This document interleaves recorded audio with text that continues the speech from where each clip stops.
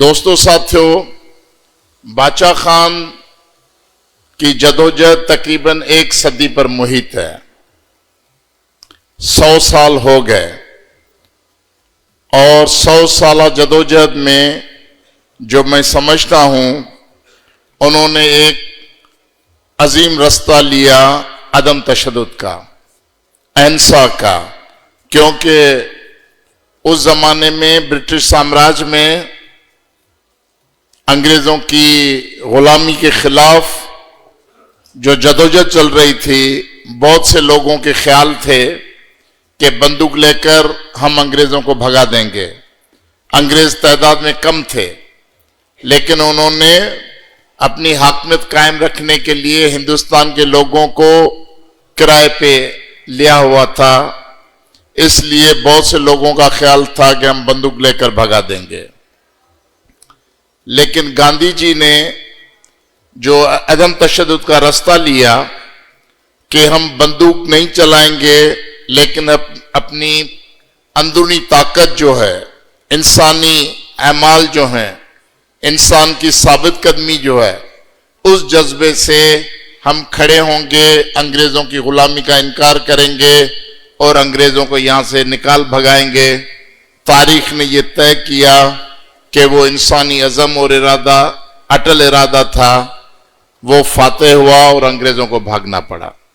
باچا خان کی سیاسی تربیت اور ان کی رہبری بھی اسی فلسفے اور فکر کے تحت گاندھی جی کی قیادت میں انگریزوں کے خلاف مشترکہ جدوجہد پہ رہی، اور پھر پاکستان میں وجود کے آنے کے بعد میری نظر میں جو ان کی 2-4 بڑے کام ہیں، ایک انہوں نے دور دراز علاقوں میں پشتونوں کو منظم کیا کہ پہاڑوں پہ ایک گاؤں ادھر تو دوسرا 50 میل پہ، تیسرا 10 میل پہ، ان سارے پشتون خواہ کے لوگوں کو انہوں نے منظم کیا، انہیں تبلیغ کی کہ وہ تعلیم کی طرف راغب ہو جائیں۔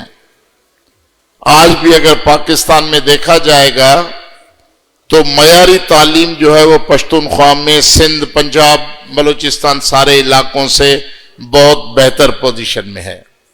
لوگوں نے تعلیم حاصل کی، یہ خان باچا خان کا بنیادی کام تھا جس وجہ سے ہوا۔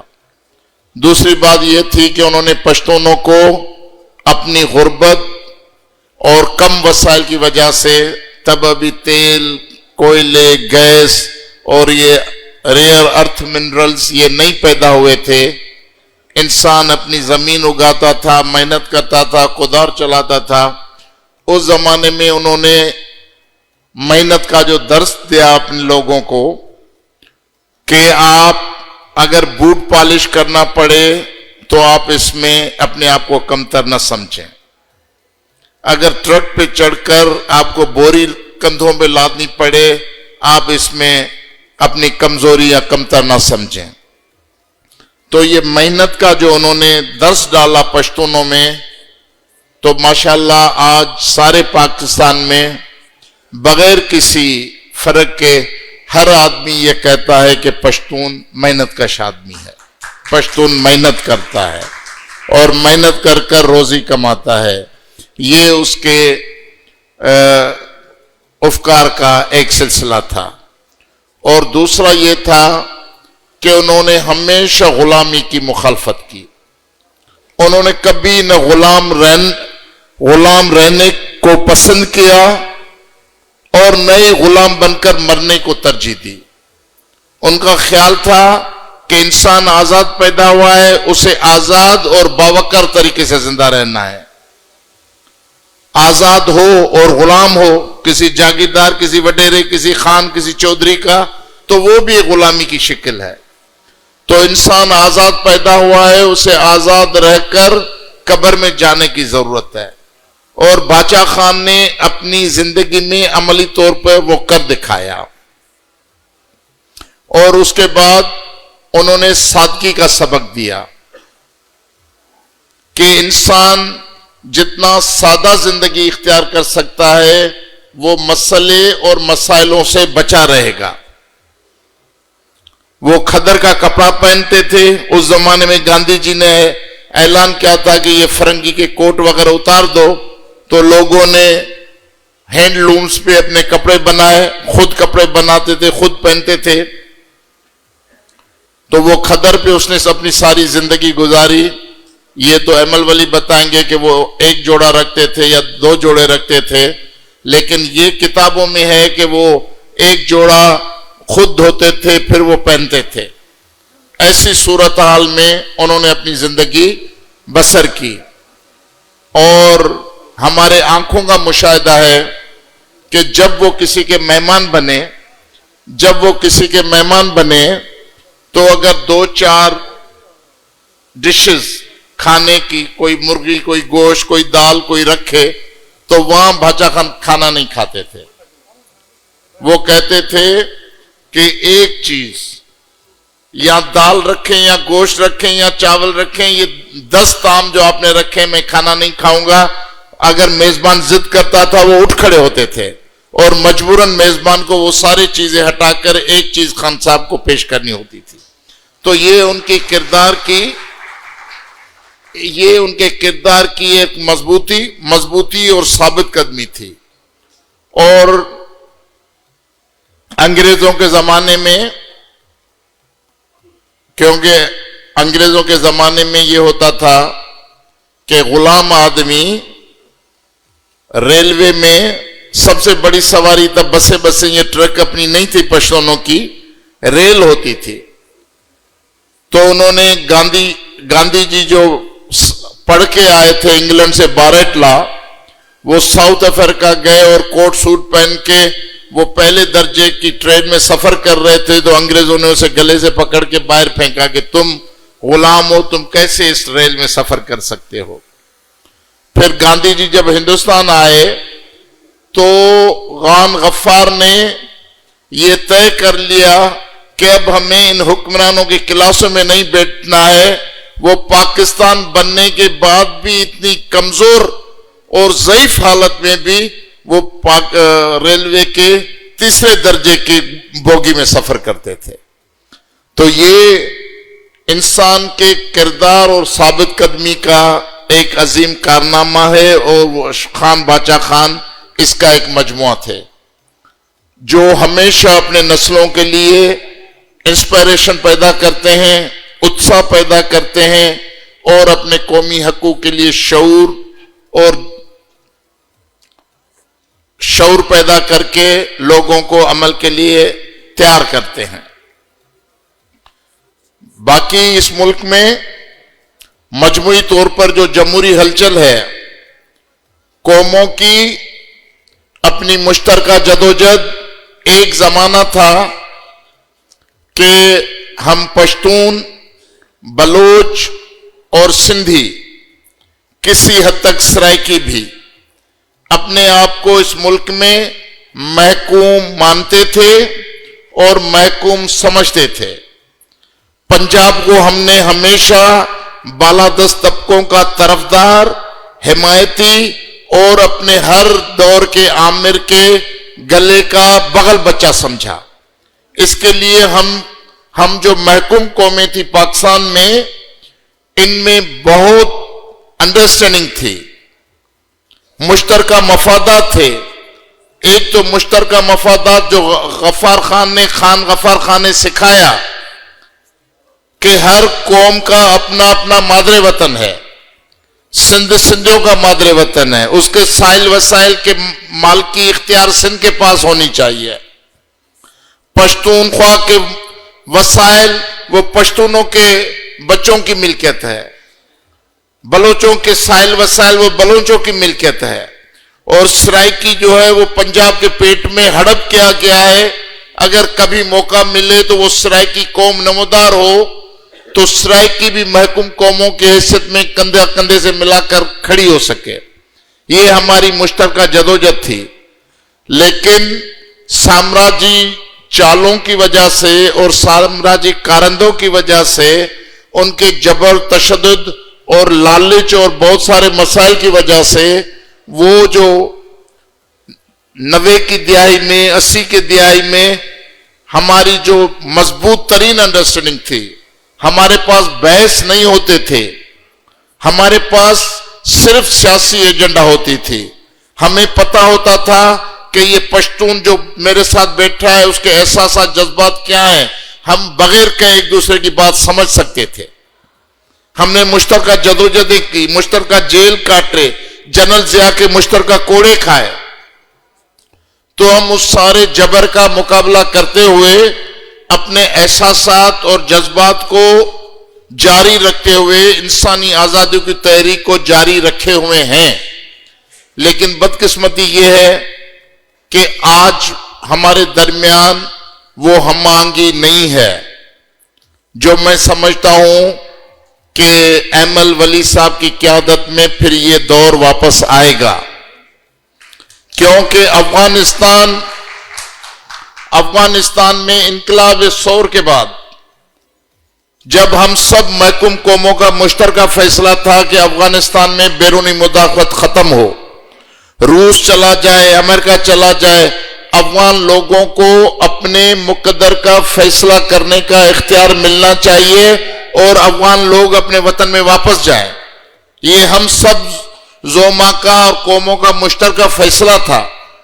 لیکن بدقسمتی یہ ہے کہ مداخلت 5 دہائیاں مکمل رہی ہیں اور ابھی بھی جاری ہے. تو اس حوالے سے یہ جو ہمارے پاکستان میں سیاست آ گئی کہ ہر پشتون جو ہے وہ پشتون کہلانے کے بجائے افغانیہ کے سلوگن کے نیچے آ گیا ہے. کہتے ہیں کہ ہم افغان ہیں. آپ کی پہچان یقیناً افغان ہوگی, لیکن پاکستان میں ہم پشتونخوا, سندھ, بلوچ اور پنجاب یہ پاکستان کے فیڈریٹنگ یونٹس ہیں. ہماری اپنی اپنی قومی اکائیاں اور اپنے اپنے وحدتیں ہیں اور جغرافیکل حدود کے ہم مالک ہیں. تو اسی تھوڑے بہت اعتراض کی وجہ سے وہ غلط فہمی جو ہے وہ کھینچ کے ہمیں علیحدہ کر کے کھڑا کر دیا ہے. اور دشمن سمجھتے ہیں کہ ہم نے قوموں کو لڑا دیا. اب بلوچ پہاڑوں پہ اکیلے اپنی جنگ لڑ رہے ہیں. پشتون وہاں کبھی مذہبی انتہا پسندی کے شکار ہو کر, اور میں ANP کے ساتھیوں کو فخر کرتا ہوں اور سلام پیش کرتا ہوں کہ انہوں نے جس طرح اس مذہبی انتہا پسندی کی مقابلہ کیا پشتونخوا میں, یہ جھکے نہیں, کمزور نہیں ہوئے. اپنے ان کے اکابرین اور رہنما بلور کا سارا خاندان, ایمل ولی کا خاندان, وہ خودکش حملوں سے محفوظ نہیں بچ رہا. ان اسفندیار ولی پہ خودکش حملے ہوئے. انہوں نے بہت قربانی دی, اپنی سیاست کو قربان کر دیا, لیکن انہوں نے جمہوری اور وہ قومی جو فلسفہ تھا خان باچا خان کا, وہ انہوں نے چھوڑا نہیں, وہ قربان نہیں ہونے دیا. اس کے لیے آپ فخر کے لائق ہیں. تو ہم کہتے ہیں کہ اب جو موجودہ پاکستان ہے, موجودہ پاکستان میں ہمیں کس طرح آگے بڑھنا ہوگا, ہمیں کس طرح رہنا ہوگا. اور یہ خان باچا خان کا ساری چیزوں سے جو مضبوط ایک فلسفہ ہے کہ انہوں نے ہر پشتون کو قوم پرست بنا دیا. پشتون کمیونسٹ ہوگا, وہ بھی پشتونخوا کے بنیادی حقوق کے لیے جدوجہد کرتا ہے. پشتون ملا ہے, معاف کرنا میں مولوی ملا کا مجھے اردو کم ہے, کمزور ہے, کوئی اس کو وہ نہ سمجھے کہ پشتون اگر مولوی ملا ہے تو وہ بھی, اس کی دل بھی پشتون قوم کے اس احساسات جذبے کے ساتھ دھڑکتی ہے. یہ جو انتہا پسندی آئی ہے مذہبی بنیادوں پہ, جن کا بیپار ہے, انسانی خون کا بیپار ہے کہ آپ کتنے لاش گرائیں گے, کتنے لوگوں کو کاٹیں گے, آپ کو اتنی دول مالت اور سب کچھ ملے گی. اس لیے وہ سارے احساسات, جذبات, وہ انسانی قدریں سماج سے ختم ہو گئی ہیں. اس کے باوجود بھی ANP جیسی جماعتیں, سیکولر, جمہوری اور قوم پرست جماعتیں موجود ہیں جنہوں نے اپنی سیاست قربان کی لیکن اپنے اصول نہیں چھوڑے. آج یہ جو موجودہ پاکستان ہے، پاکستان کے حکمرانوں نے پاکستان کو ری ڈیفائن کیا ہے. انہوں نے ری ڈیفائن کر کے بتا دیا کہ ہم آپ کے حکمران ہیں، آپ ہماری رایا ہیں، عدالتیں ہماری ہوں گی، جج ہمارے ہوں گے، فوج ہماری ہوگی، اور یہ جو پارلیمنٹ ہے اس پہ ہمارا قبضہ اور مرضی رہے گی. آئین ہماری مرضی سے بیٹھے گا، سوئے گا، کھڑا ہوگا، عمل کرے گا. قانون جو ہم زبان سے کہیں گے وہ ملک کا قانون ہوگا. انہوں نے یہ ری ڈیفائن کر کے آپ کو راستہ دے دیا ہے. افسوس سے کہنا پڑتا ہے جو ماضی میں جماعتیں جنہوں نے آئین کی پارلیمنٹ کی بالادستی، آئین کی حکمرانی کے لیے اپنے اکابرین کو قربان کیا، شہادتیں پائیں، آج وہ سب اسی قطار میں کھڑے اقتدار کی مستی میں مگن کھڑے ہوئے ہیں. اور یہ موجودہ جو لائن بنا، میری 3 منٹ کی باتیں ہیں، تو یہ موجودہ جو لائن بنا کے دے دی ہے اس پہ قطار میں کھڑے ہیں کہ بھئی ہمیں بھی اپنے ساتھ شامل کرو، ہم بھی آپ کی جی حضور کے لیے تیار ہیں، آپ ہمیں بتائیے، ہم آپ کی خدمت کرنے کے لیے تیار ہیں. یہ افسوس کی بات ہے.